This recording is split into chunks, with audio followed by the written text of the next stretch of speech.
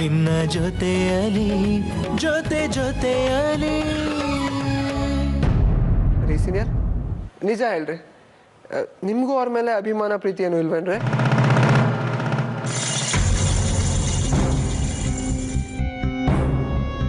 ಏನು ಅಂತ ಹೇಳು, ಮನ್ಸಲ್ಲಿ ಉರಿದೋಗಿರೋ ಬೆಂಕಿನ ಮತ್ತೆ ಮತ್ತೆ ಯಾಕೋ ಕೆಣಕ್ತಿದ್ಯಾ? ಅದು ಬೂದಿ ಮುಚ್ಚಿದ ಕೆಂಡ ಹಾಗೆ ಉಳ್ಕೊಳಕ್ ಬಿಡೋ.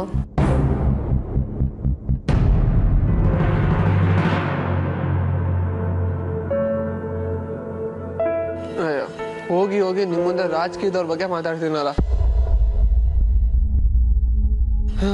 ಬಟ್ ಒಂದಂತೂ ಸತ್ಯ ಕಣ್ರಿ, ಈ ಸಲ ಎಲೆಕ್ಷನ್ ಅಲ್ಲಿ ಗೆಲ್ಲೋದು ನಮ್ ರಂಜಿತ್ ಸರ.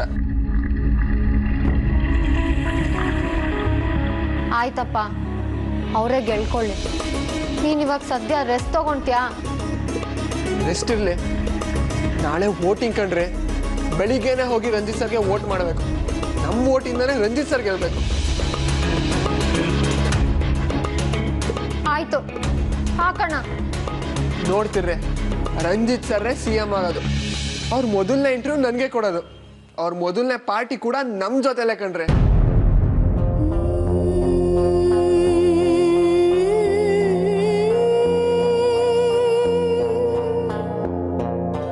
ಇನ್ನೊಂದು ಖುಷಿ ಏನ್ ಗೊತ್ತಾ, ಅದೇ ಡಿನ್ನರ್ ಅಲ್ಲಿ ರಂಜಿತ್ ಸರ್ ಬಾಯಲ್ಲಿ ಅವ್ರ life in very interesting matter ಅಂದ್ರೆ ಅವ್ರ ಹಳೆ ಲವ್ ಸ್ಟೋರಿನ ಬಾಯ್ ಬಿಡಿಸ್ತೀನಿ. ಆಗ ನನ್ಗೂ ನಿಮ್ಗೂ ಒಂದು ಹೊಸ ಕೆಲಸ ಸಿಗೋದು. ಅದೇನ್ ಗೊತ್ತಾ, ರಂಜಿತ್ ಸರ್ ಹುಡುಗಿನ ಹುಡ್ಕೋದು, ಹುಡುಕಿ ಅವ್ರ ಕೈಗೆ ತಂದು ಒಪ್ಸಿ, ತಗೊಳ್ರಿ ನಮ್ಮಿಂದ ನಿಮ್ಗೊಂದು ಗಿಫ್ಟ್ ಅಂತ ಹೇಳ್ತಿದ್ರೆ ಹೆಂಗಿರುತ್ತಲ್ಲ. ನನ್ ಪ್ರಾಣ ಹೋಗಿರುತ್ತೆ.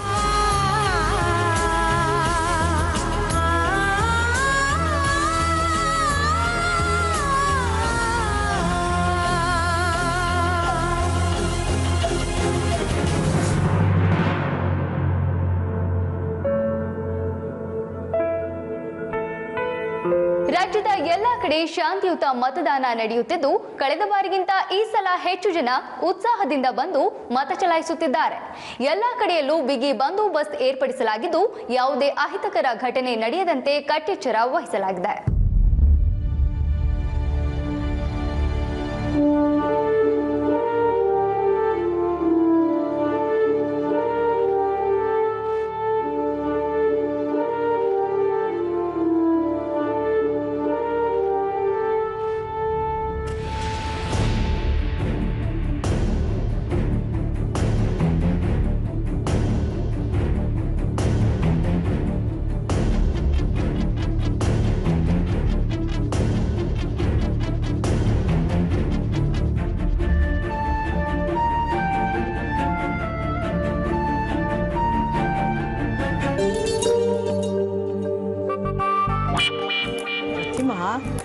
ಯಾಕೆ ಕೂತಿದ್ದಾರ ಆರ್ತಿಯ ಹೋದ್ ಕಡೆ ಎಲ್ಲ ಗಂಭೀರವಾಗಿ ನಿಂತ್ಕೋ. ಆಯ್ತಮ್ಮ.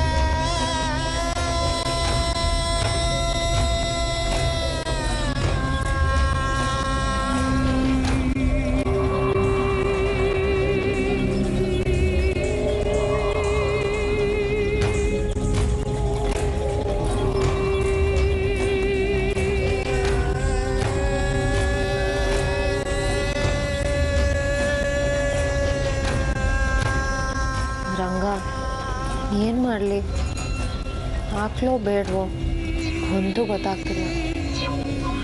ಮೇಡಮ್ ಎಷ್ಟೊತ್ತು?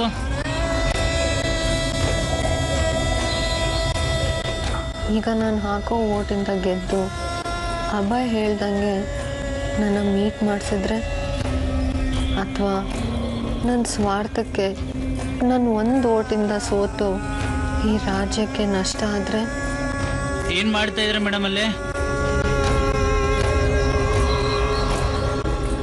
ಬೇಡ, ನನ್ನಿಂದ ರಾಜ್ಯಕ್ಕೆ ಅನ್ಯಾಯ ಆಗಬಾರ್ದು. ಏನಾಗತ್ತೋ ಆಗಲಿ ರಂಗ.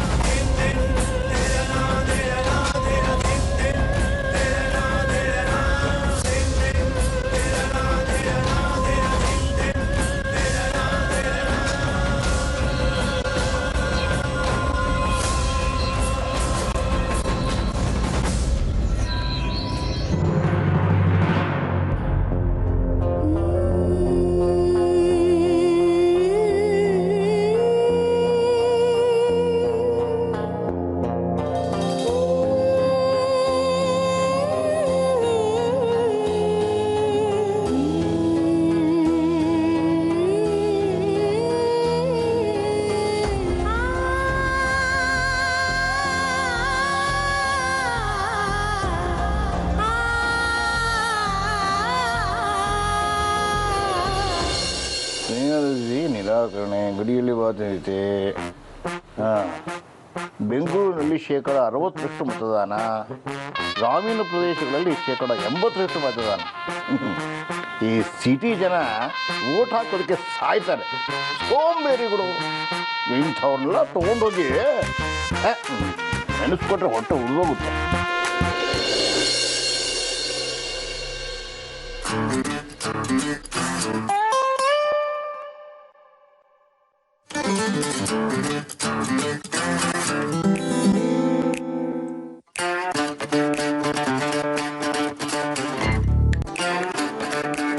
ಅಯ್ಯೋ ಗಣೇಶ, ಮನೆಗೆ ಹುಡ್ಕೊಂಡು ಬಂದ್ಬಿಟ್ರಲ್ಲಪ್ಪ, ಏನ್ ಮಾಡ್ಲಿ ಈಗ? ಅಯ್ಯೋ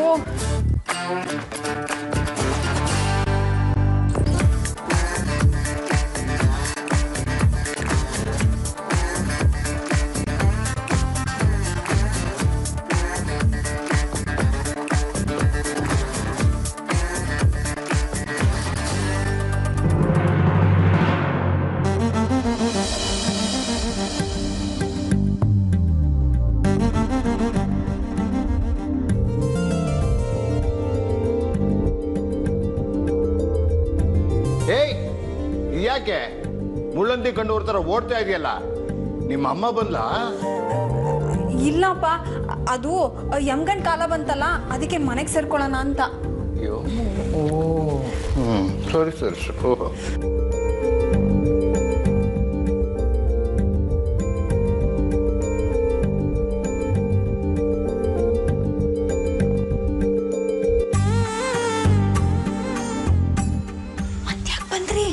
ಅಯ್ಯೋ, ನೀವೇ ತಾನೇ ಬರಕ್ ಹೇಳಿದ್ದು? ಗಣೇಶ, ನಮ್ಮಪ್ಪ ಇದ್ದಾರೆ, ಬರ್ಬೇಡಿ ಅಂದಿತ್ತು. ಹೌದಾ? ಅಯ್ಯೋ, ಗೊತ್ತೇ ಆಗ್ಲಿಲ್ಲ. ಬಂದಾಯ್ತಲ್ವಾ, ಏನಾದ್ರೂ ಕೊಡ್ರಿ. ಏನ್ ಕೊಡ್ಲಿ? ನೆನ್ನೆ ಮಾಡಿರೋ ಹಳಸಂದಿ ಸಾರು ಅನ್ನ ಇದೆ, ಆಗುತ್ತಾ? ಥು, ನನಗೆ ಬೆಗ್ಗರ್ ಅನ್ಕೊಂಡ್ಬಿಟ್ರ? ಪ್ರೀತಿಯಿಂದ ಏನಾದ್ರೂ ಕೊಡ್ರಿ. ಇಲ್ಲಪ್ಪ, ಮದ್ವೆಗ್ ಮುಂಚೆ ಗಂಡು ಹೆಣ್ಣತ್ರ ಏನೂ ಇಸ್ಕೋಬಾರ್ದಂತೆ. ಹಾಗೆ ಈಸ್ಕೊಂಡ್ರೆ ಮುಂದೆ ಸ್ವರ್ಗದಲ್ಲಿ ಕೊಡೋ ಸಾಲಕ್ಕೆ 20% ಬಡ್ಡಿ ಹಾಕ್ತಾರಂತೆ. ರೀ, 50% ಆದ್ರೂ ಪರವಾಗಿಲ್ಲ, ನಾನ್ ಕಟ್ತೀನಿ. ಅಷ್ಟು ದೂರದಿಂದ ಬಂದಿದ್ದೀನಿ, ಏನಾದ್ರೂ ಕೊಡ್ರಿ, ಇಸ್ಕೊಂಡು ಓಡೋಗ್ಬಿಡ್ತೀನಿ. ಬೇಗ ಕೊಡ್ರಿ.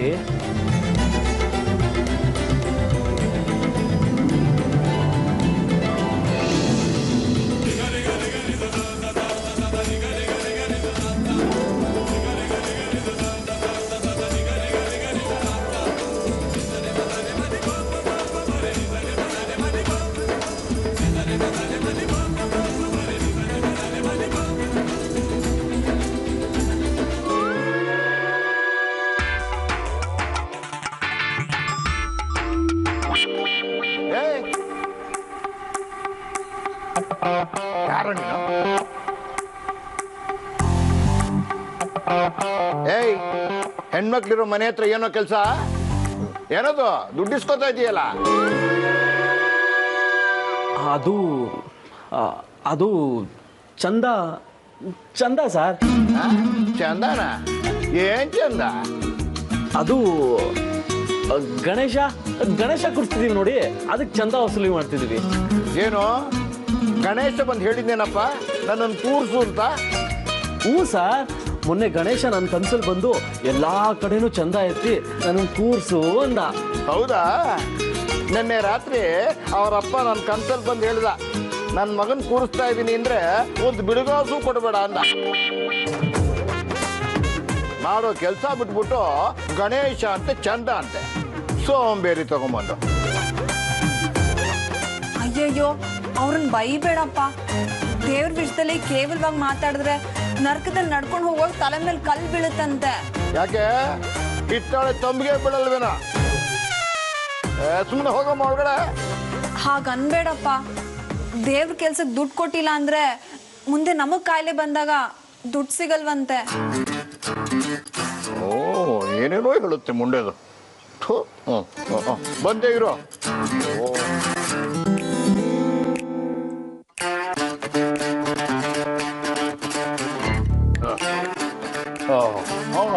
ಎಲ್ಲಿ 10 ರೂಪಾಯಿ ಕೊಡಿಲಿ. ಹಾಂ ಕೊಡಮ್ಮ. ನೋಡ್ತಿದ್ದೆ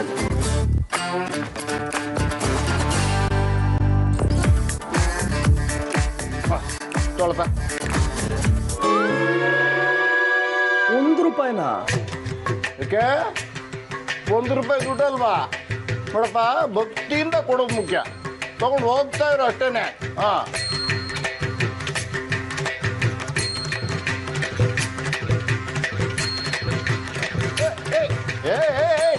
ನಿಂತ್ಕೊಳ್ಳೆ. ಏನು ಹಾಗೆ ಹೋಗ್ತಾ ಇದೆಯಲ್ಲ? 1 ರೂಪಾಯಿ ರಸೀದಿ ಕೊಡಲ್ವಾ? 1 ರೂಪಾಯಿಗೆ ರಸೀದಿನಾ? ಯಾಕೆ 1 ರೂಪಾಯಿ ಪುಕ್ಸಟ್ಟೆ ಬರುತ್ತಾ? ನೋಡು, ಯಾವ್ಯಾವ್ದಕ್ಕೆ ಎಷ್ಟೆಷ್ಟು ಖರ್ಚು ಮಾಡಿದೀವಿ ಅಂತ ಡೀಟೈಲ್ ಆಗಿ ರಸೀದಿ ಬರೆದು ನಿಮ್ಮ ಸೆಕ್ರೆಟರಿ ಕೇಳಿ, ಪ್ರೆಸಿಡೆಂಟ್ ಕೇಳಿ ಸೈನ್ ಹಾಕ್ಸ್ಕೊಂಡು ಕೊಡ್ಬೇಕು. ಅಯ್ಯೋ ಬೇಡ ಸರ್, ನಿಮ್ ರಸೀದಿ ಬದಲಾಗಿ ನಾನೇ ನಿಮಗೆ 100 ರೂಪಾಯಿ ಕೊಟ್ಬಿಡ್ತೀನಿ.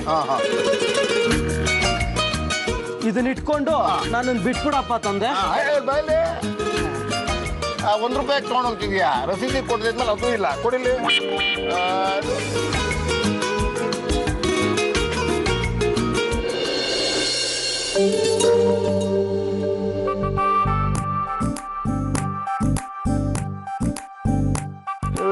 ₹1 100 ಆದ್ರೆ 2 ರೂಪೀಸ್ಗೆ ಎಷ್ಟಾಗುತ್ತೆ? 10 ರೂಪೀಸ್ಗೆ ಎಷ್ಟಾಗುತ್ತೆ? ಇತ್ತೀಚೆಗಷ್ಟೇ ನಡೆದ ಚುನಾವಣೋತ್ತರ ಸಮೀಕ್ಷೆಯ ವರದಿ ಹೊರಬಿದ್ದಿದ್ದು ಸ್ವಾಭಿಮಾನ ಪಕ್ಷ ಮುಂಚೂಣಿಯಲ್ಲಿದೆ ಎನ್ನಲಾಗುತ್ತಿದೆ.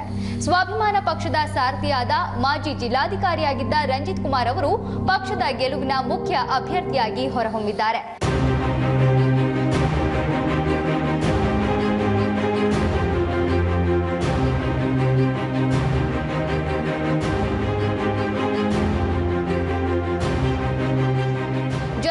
ಆಡಳಿತ ನೀಡುವ ಮುನ್ನವೇ ಭಾರಿ ಭರವಸೆ ಹುಟ್ಟುಹಾಕಿ ನಿರೀಕ್ಷೆಯಂತೆ ಗೆಲ್ಲುವ ಎಲ್ಲ ಸೂಚನೆಗಳು ಗೋಚರಿಸುತ್ತಿವೆ.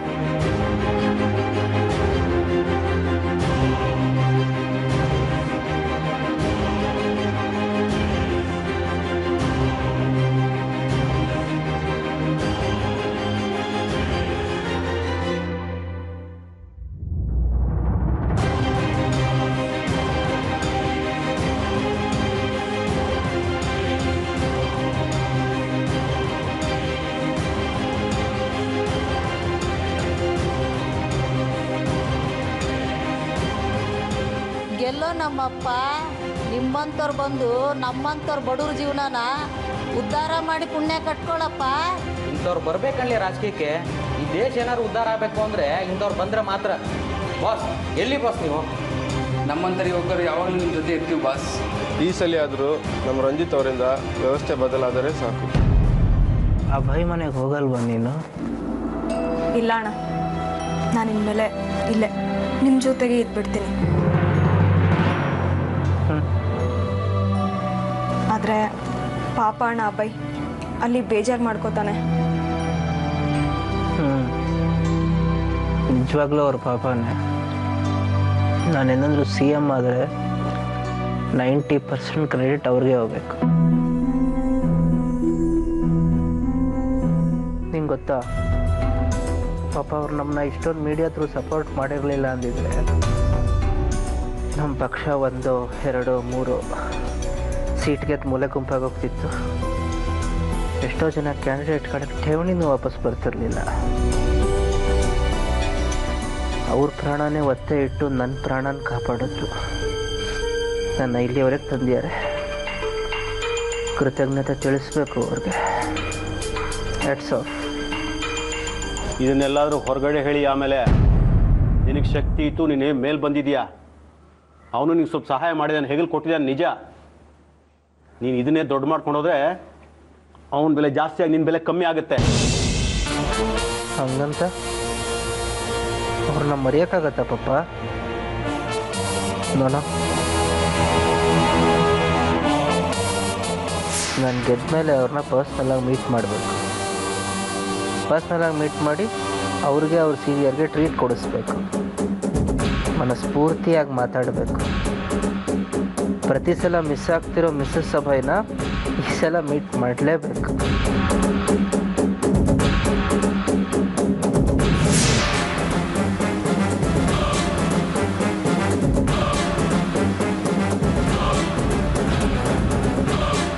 ಎಲ್ಲ ಒಂಥರ ಪವಾಡದ ಥರ ಆಗೋಯ್ತಲ್ವ ನಮ್ಮ ಮಗನೇ? ಪವಾಡ ಅಲ್ಲ ಡ್ಯಾಡ್, ಹಾರ್ಡ್ ವರ್ಕ್ ಮಾಡೋ ಸಕ್ಸಸ್ ಗ್ಯಾರಂಟಿ ಅನ್ನೋದಕ್ಕೆ ನಮ್ಮ ರಂಜಿತ್ ಸರ್ ಬೆಸ್ಟ್ ಉದಾಹರಣೆ. ನಿನ್ ಪಾಲೆ ತುಂಬಾ ಇದೆಯಲ್ಲ ಪುಟಾಣಿ. ನೋ ಚಾನ್ಸ್ ಶಾಂತಮ್ಮನವ್ರೆ, ಅವ್ರ ಪ್ರಾಮಾಣಿಕತೆನೆ ಅವ್ರನ್ನ ಗೆಲ್ಲಿಸ್ತಿರೋದು. ನೋಡ್ತಾ ಇರಿ, ಅವರೇ ಗೆಲ್ಲೋದು. ಎಷ್ಟು ಖುಷಿ ಆಗ್ತದೆ ಗೊತ್ತಾ? ಜೊತೆಗೆ ಎಕ್ಸೈಟಿಂಗ್ ಬೇರೆ, ಕ್ಯೂರಿಯಾಸಿಟಿ. ಯಪ್ಪ, ಏನಾಗುತ್ತೋ, ಎಷ್ಟು ಓಟಿಂದ ಗೆಲ್ತಾರೋ ದೇವ್ರೇ. ನನ್ಗೇನು ಮಾಡಬೇಕು ಅಂತ ತೋರಿಸ್ತಾನೆ ಇಲ್ಲ ಡ್ಯಾಡ್. ಯಾವಾಗ ಬೆಳಗಾಗುತ್ತೋ, ಯಾವಾಗ ರಿಸಲ್ಟ್ ಹೊರಗೆ ಬರುತ್ತೋ, ರಂಜಿತ್ ಸರ್ರೇ CM ಅಂತ ಯಾವಾಗ ಅನೌನ್ಸ್ ಮಾಡ್ತಾರೋ, ನನ್ನ ಸೀನಿಯರ್ನ ಯಾವಾಗ ಕರೆಸ್ತಾರೋ, ಅವ್ರಿಗೆ ಇವರೇ ನನ್ನ ಸೀನಿಯರ್ ಅಂತ ಯಾವಾಗ ಮೀಟ್ ಮಾಡಿಸ್ತೀನೋ, ಅವರು ಅವ್ರ ಪರ್ಸನಲ್ ಲವ್ ಸ್ಟೋರಿನ ನನ್ಗೆ ಯಾವಾಗ ಹೇಳ್ತಾರೋ, ಗಾಡ್ ಎಕ್ಸೈಟಿಂಗ್. ಟೆನ್ಷನ್ ತಡ್ಕೊಳಕ್ಕಾಗ್ತಿಲ್ಲ. ಇಷ್ಟೊಂದು ಎಕ್ಸೈಟ್ ಆಗಬೇಡ ಅಭಯ್. ಟೈಮ್ ಬಂದಾಗ ಎಲ್ಲ ಆಗುತ್ತೆ. B cool. ಖಂಡಿತ ಆಗುತ್ತಲ್ವ ಸೀನಿಯರ್? ಆಗ್ಬೋದು ಕಣೋ.